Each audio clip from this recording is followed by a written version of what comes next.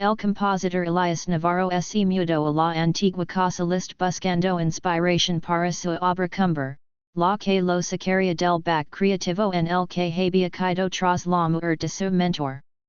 La casa, un majestuoso chalet victoriano, era famosa por una sola cosa, el piano de cola Blackwood, supuestamente tocado por el mismísimo Liszt, que se encontraba en el centro del gran salón. Pero más famosa aún era la leyenda de su última dueña, la virtuosa pianista Clara Solano, quien se había desvanecido 50 años atrás justo después de un recital fallado. Elias no creía en fantasmas, pero en el silencio opresivo de la casa. El gran salón era impresionante, con ventanas que daban a un jardín descuidado, y en el centro, el piano, cubierto con una sabana. Cuando Elias retiró la tela, vio que el piano era de una belleza sombría, pero en el atril no había ninguna partitura, solo una tecla blanca agrietada y rota. Era un símbolo de la perfección fracturada. Esa misma tarde, mientras Elias se esforzaba por escribir una simple melodía, el silencio se rompió. No fue un sonido, sino una ausencia de sonido con textura. Sintió una presión fría y palpable junto a su espalda, y luego, una melodía invisible comenzó a tocarse en el aire, una paella técnicamente brillante, tan rápida y perfecta que era inhumana. Pero la música no venía del piano, venía de la propia atmósfera, un eco espectral de la perfección que lo perseguía. La música se detuvo con un discord y ensordecedor silencio, y Elias sintió que el susurraban al oído, no es lo suficientemente bueno. Era la frase que su mentor le había dicho antes de morir, y ahora, se materializaba como un ataque fantasmal. Elias sintió que el terror no venía de lo sobrenatural, sino de su propio miedo al fracaso amplificado. Comprendió que el piano había dejado de tocar porque Clara no había podido soportar la presión de la perfección. La casa no quería su vida, quería su fracaso creativo para coleccionarlo. Elias se juró que no sería en la trampa, pero para luchar, necesitaba descubrir que había detrás de ese silencio musical y encontrar una forma de traer una melodía menos perfecta y más humana a la casa list.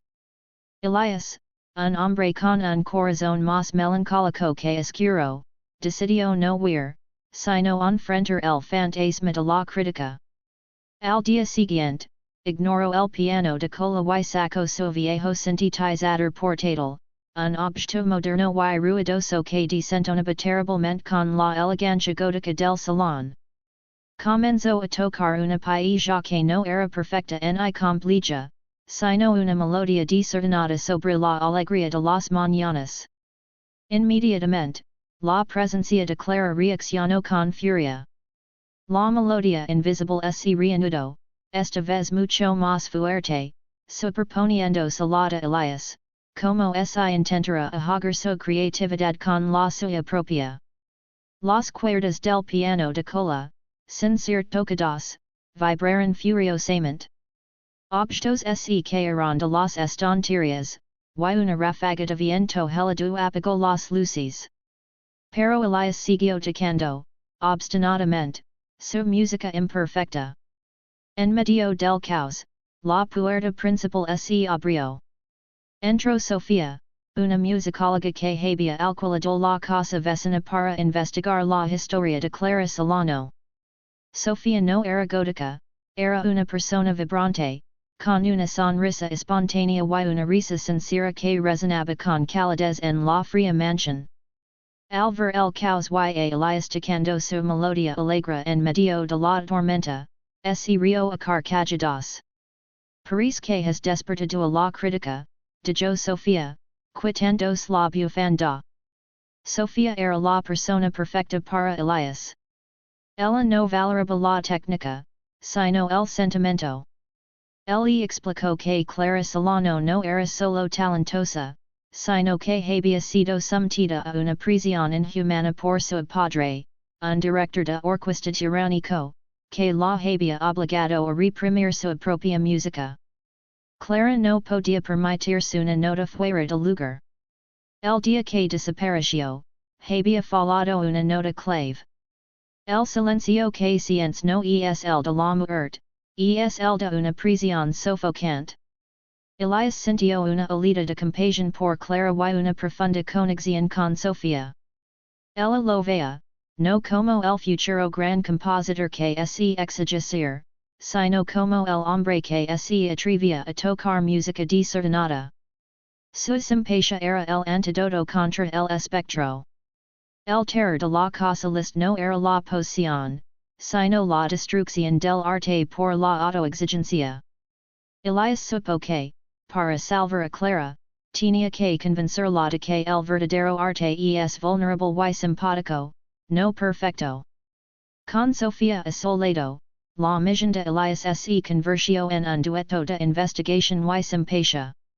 Ella le enseñó a ver a Clara no como un fantasma, sino como un alma creativa herida. Juntos, se dedicaron a investigar los objetos personales de Clara. En el viejo escritorio del salón, debajo de una capa de polvo, encontraron un pequeño cuaderno de notas. Era el diario de Clara. Las primeras páginas eran sobre sus recitals, líneas de ansiedad y miedo al fallo. Pero en las últimas páginas, el tono cambiaba. Había dibujos de flores, poemas sencillos y, lo más importante, un pentagrama incompleto. La melodia escrita ali era simple, casi infantil, con errors marcados con tinta. Era una paella que no era virtuosa, sino profundamente sentida, su propia música. Al ver el pentagrama, Sofía sonrió.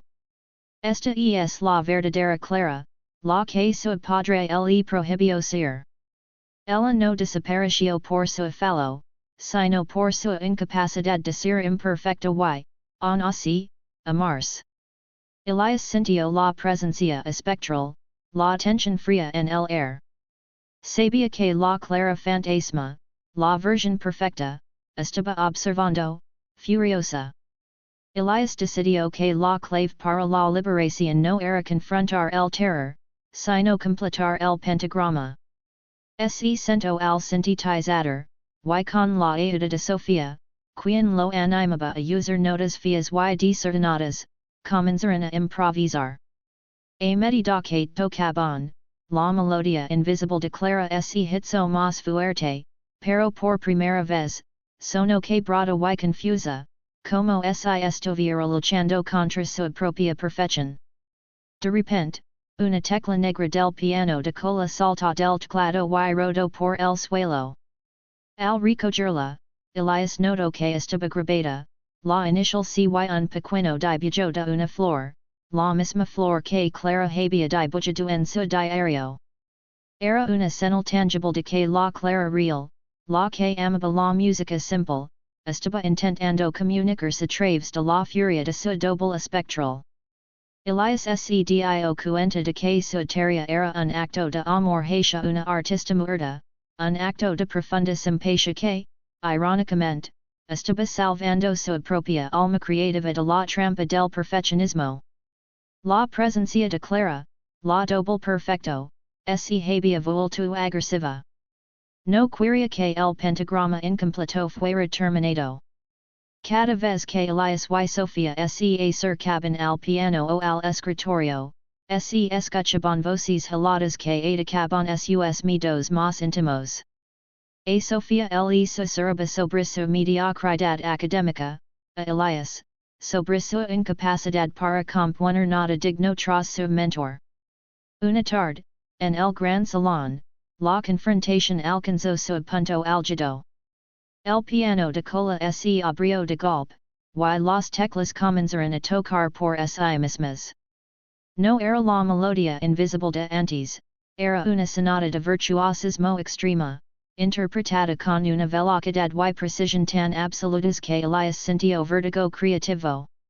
En ese momento, la sombra de una mujer, alta y delgada, con un vestido de concierto antiquado, se materializó sobre el piano. Era el espectro de la crítica, el fantasma declara atado a su propia exigencia. Tu música es patética, Elias. Resno la voz en la habitación, fría y hueca. No tienes la disciplina ni el talento para estar en esta casa. Elias Navarro, eres un fraude. Elias sintió que se derrumbaba. Las palabras resonaron con las críticas que él mismo se hacía. Sofía, sin embargo, se interpuso entre él y el piano.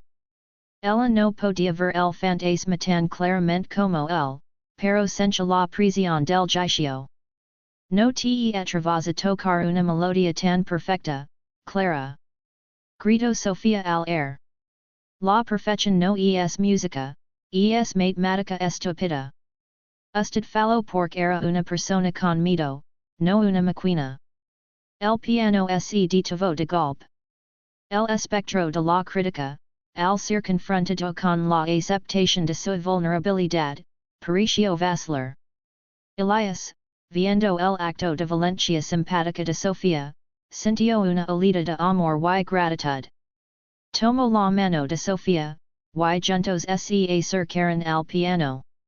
Elias colocó la tecla agrietada declara de vuelta en su lugar en el teclado, como un acto de reparación emocional. Estamos completando tu música, Clara, susurró Elias. La tuya, no la de tu padre. La ocasión fallos. El piano, al recibir la tecla rota, emitió un sonido bajo y ronco, un gemido de liberación contenido.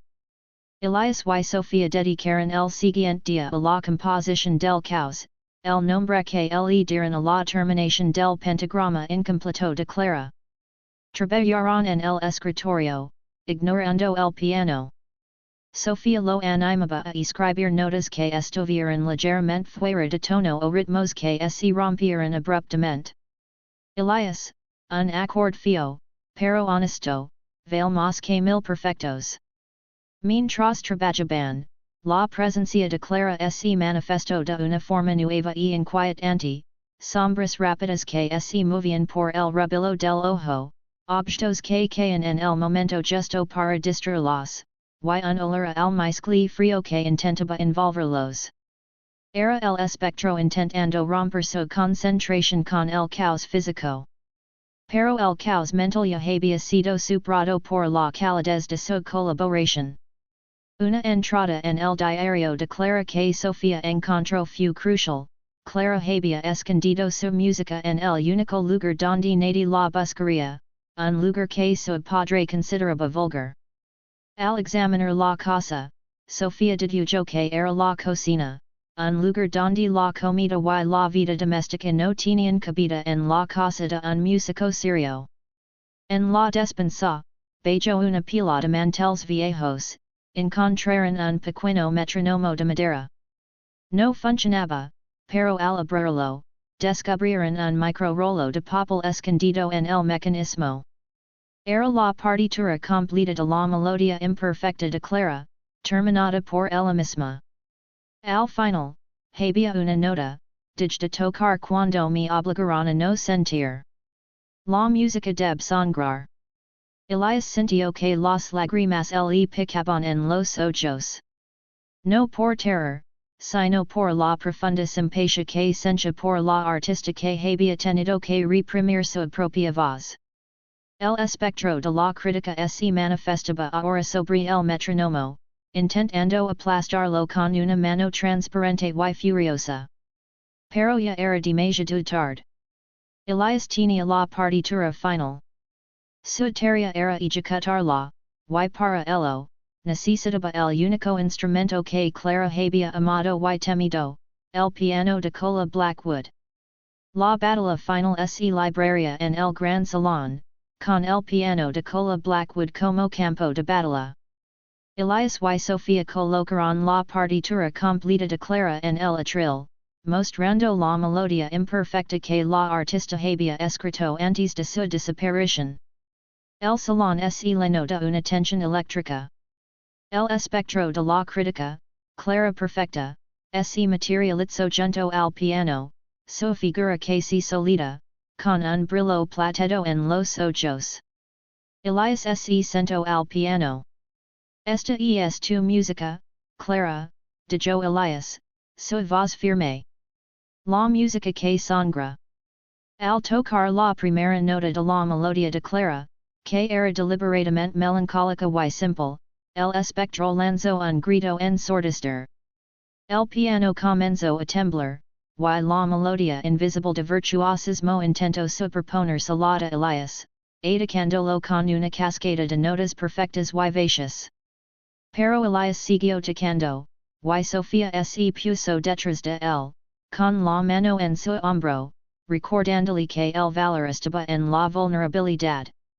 A medida que Elias ejecutaba las notas con errors y los ritmos rotos, se dio cuenta de que el piano, el Blackwood, no sonaba furioso, sino aliviado. El instrumento, que había sido forzado a la perfección, por fin podía emitir sonidos humanos y desordenados. Al llegar a la última nota, un acorde dissonante y prolongado, el espectro de la crítica se abalanzó sobre Elias. Sofía gritó, pero en el último segundo, la figura se detuvo. Elias, mirando a través del espectro, vio un pequeño destello. Era el verdadero espíritu de Clara, una figura más suave y etérea, atrapada dentro de su propio reflejo de perfección. Elias terminó el acorde, y la música de Clara, con su emoción simple y conmovedora, resonó en el salón. El espectro de la crítica gritó, no por rabia, sino por dolor librado. La música de la vulnerabilidad había despojado al espectro de su armadura.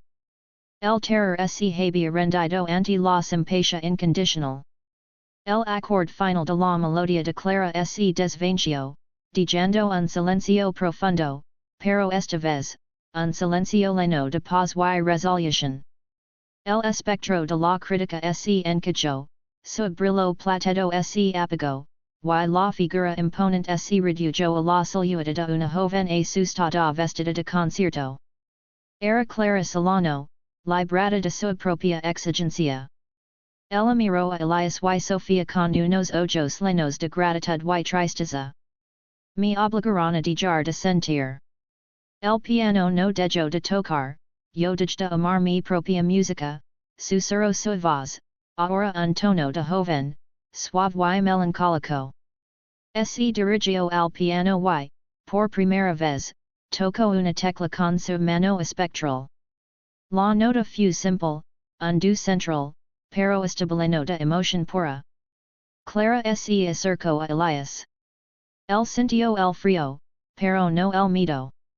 Ella le dio un abrazo incorpóreo, un agradecimiento por haberle permitido ser imperfecta y, por lo tanto, libre.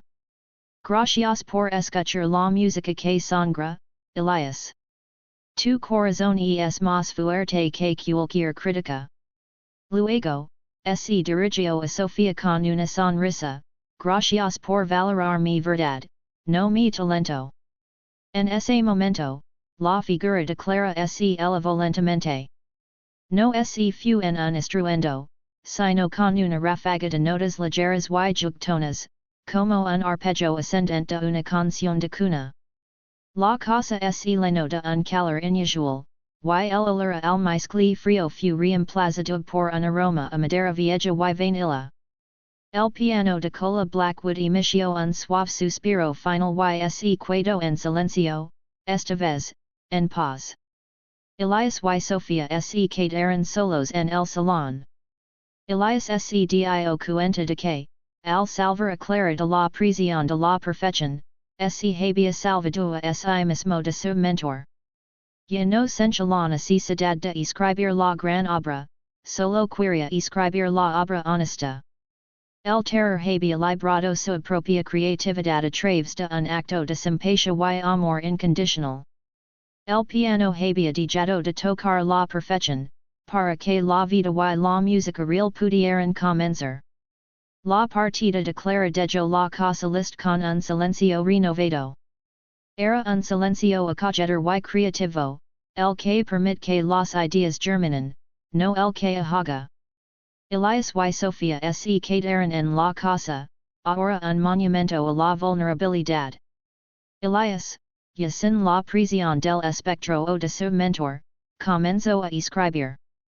No una sonata para una orquesta, sino una pieza para piano y sintetizador llamada la partitura rota, basada en la melodia incompleta declara. La música era atrevida, llena de disonancias intencionales y ritmos rotos, celebrando la belleza del error.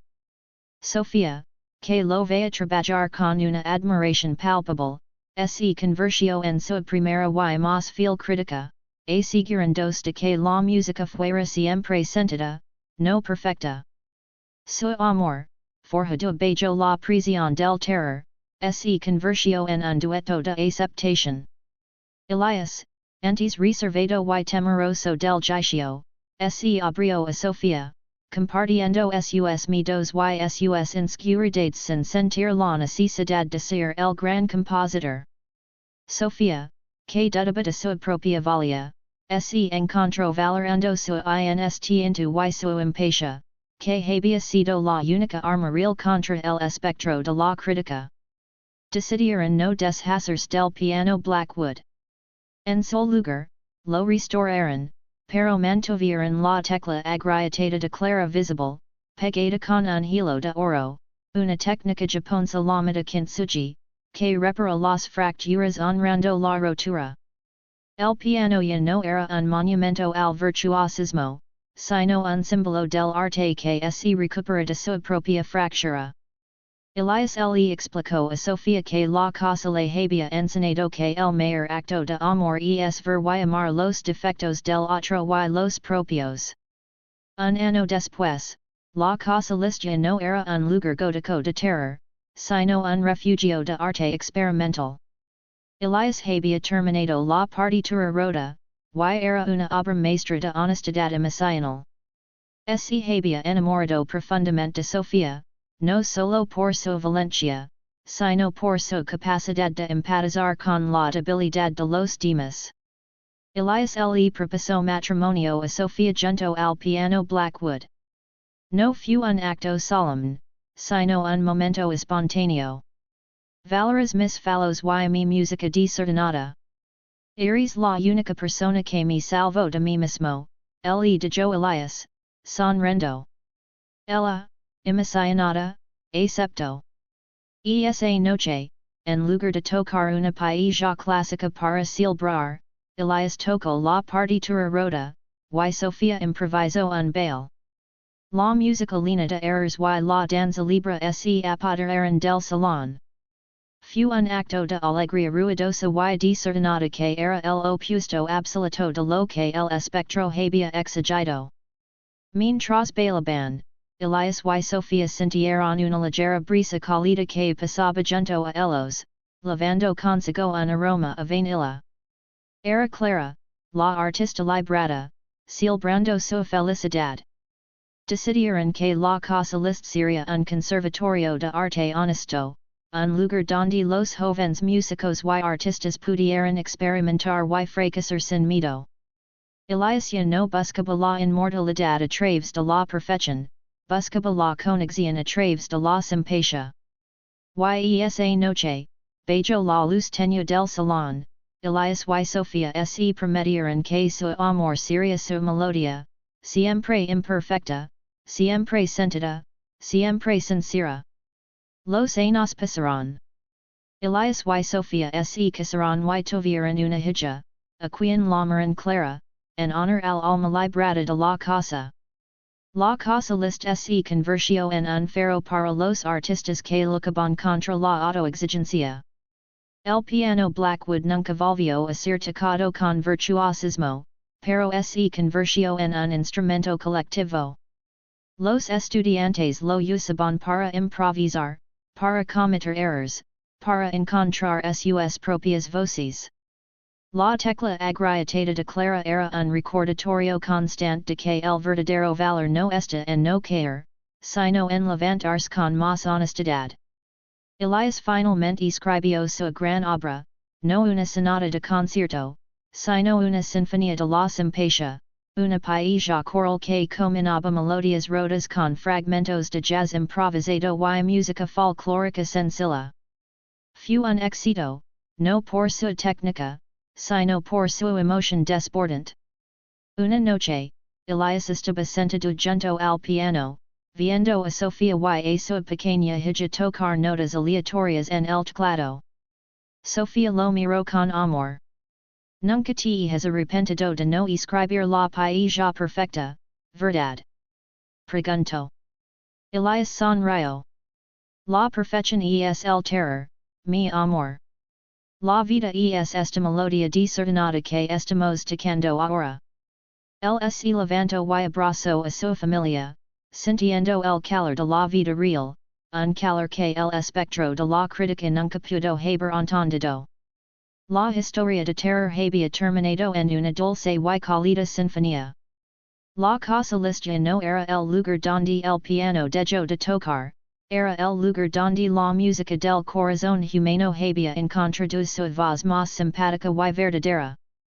Elias y Sofía habían librado un fantasma, y al hacerlo, habían descubierto que el amor incondicional es la única composición que vale la pena tocar.